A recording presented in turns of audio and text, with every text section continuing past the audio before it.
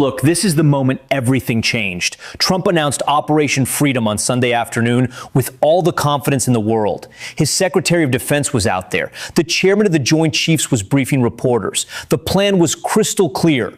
Reopen the Strait of Hormuz by force.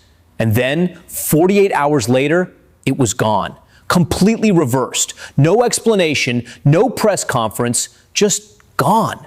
So what actually happened? Here's the thing that matters. Saudi Arabia and Kuwait, America's two most critical allies in the entire region, walked into a room with Trump's people and said no. Not maybe, not we'll think about it, no. They said, we will not allow your military to use our bases. We will not allow your aircraft to fly through our airspace. And that was it. The operation died right there. Now, why would they do this? Why would America's closest Gulf partners suddenly tell the United States military to stand down?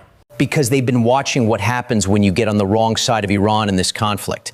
And what they saw terrified them. Start with what happened to the UAE. When Trump announced Operation Freedom, Iran responded within hours. They hit the Fujairah oil terminal in the UAE, the one facility that lets them export oil outside the Strait of Hormuz.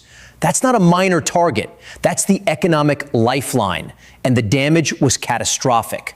Satellite imagery shows fuel bladders destroyed, airfields cratered, hangars obliterated. The precision was stunning. This wasn't random. This was calculated. But here's where it gets worse for the Americans. The U.S. response to the UAE strike was essentially nothing. We said, don't worry about it. No big deal. This isn't even a ceasefire violation. Think about what message that sends. If you're sitting in Riyadh or Kuwait City, you're watching American bases get hammered with Iranian missiles and drones. You're watching the U.S. military evacuate personnel to civilian hotels because the bases themselves are too damaged to occupy safely. And then you're watching Washington shrug and say it's fine. Satellite images from March 8th alone show the scale of the damage. Fuel storage completely destroyed. Runways cratered, hangar after hangar reduced to rubble. And these images are almost 2 months old. The damage kept accumulating after that. The U.S. military is now so dependent on these bases that they can't conduct air operations without them. The aircraft carriers are too far away. The refueling infrastructure is in tatters.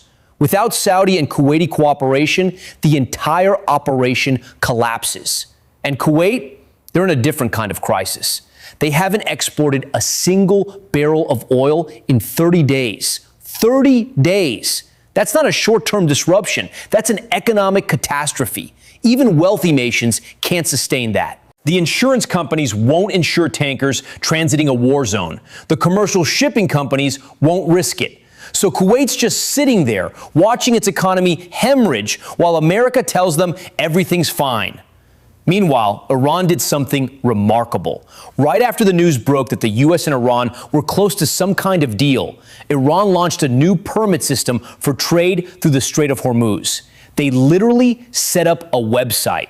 Here's how it works now. Here's the process. They're codifying control of the strait. They're not negotiating away that leverage. They're institutionalizing it. This is the real victory. Iran didn't need to sink ships or block the strait entirely. They just needed the credible threat. Commercial shipping is risk averse. Insurance is risk averse. One well-placed missile strike, and suddenly every tanker captain in the world thinks twice.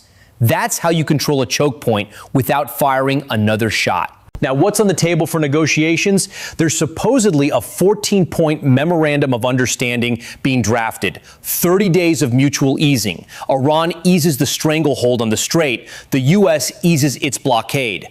Then they move to the nuclear question. The sticking point is uranium enrichment. The U.S. wants Iran to hand over all the enriched uranium.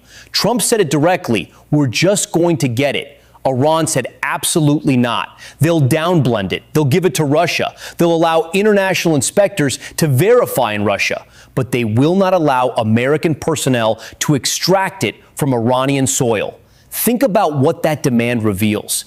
The U.S. is asking Iran to surrender, not negotiate, surrender. Hand over the nuclear material. Let American military personnel come into your country and take it. That's not a deal. That's unconditional capitulation. And Iran's government, whatever its internal divisions, is not going to accept that. But here's the political reality Trump faces. The war is catastrophically unpopular at home. Gas prices are through the roof. Americans are sensitive to energy costs. The midterms are looming. Politically, Trump has almost no runway left. Militarily, the U.S. is running low on interceptors and Tomahawk missiles. The air campaign is unsustainable. The blockade was supposed to collapse Iran's economy in 14 days, according to the hawkish think tanks. It didn't. It's been months. The regime is stronger. And now his own allies are telling him they're done. There's another factor most people aren't talking about: Israel. The Israelis just bombed Beirut for the first time in weeks. They claim they hit a Hezbollah commander. Meanwhile, their allies in Washington are losing their minds.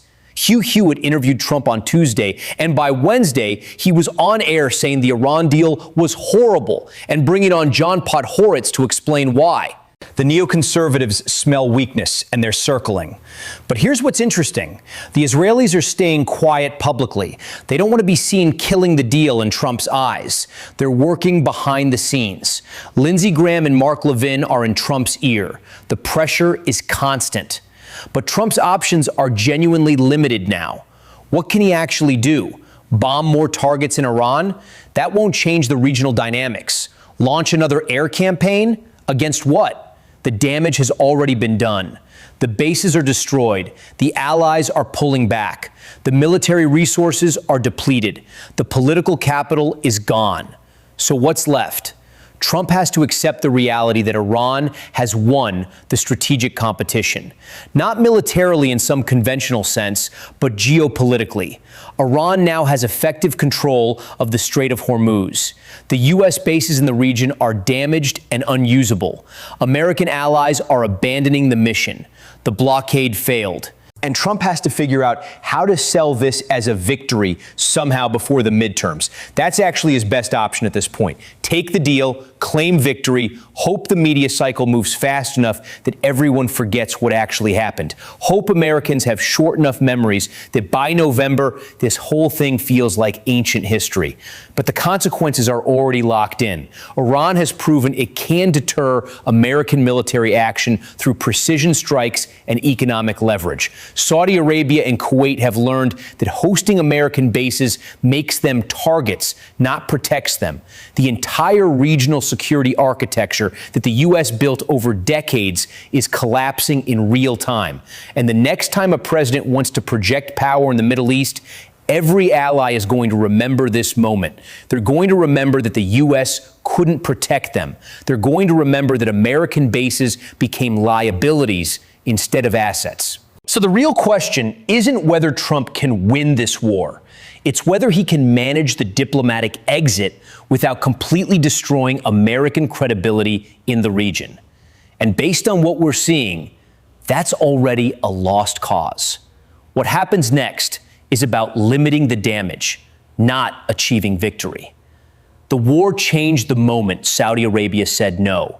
Everything since then has just been the slow motion collapse of American strategy.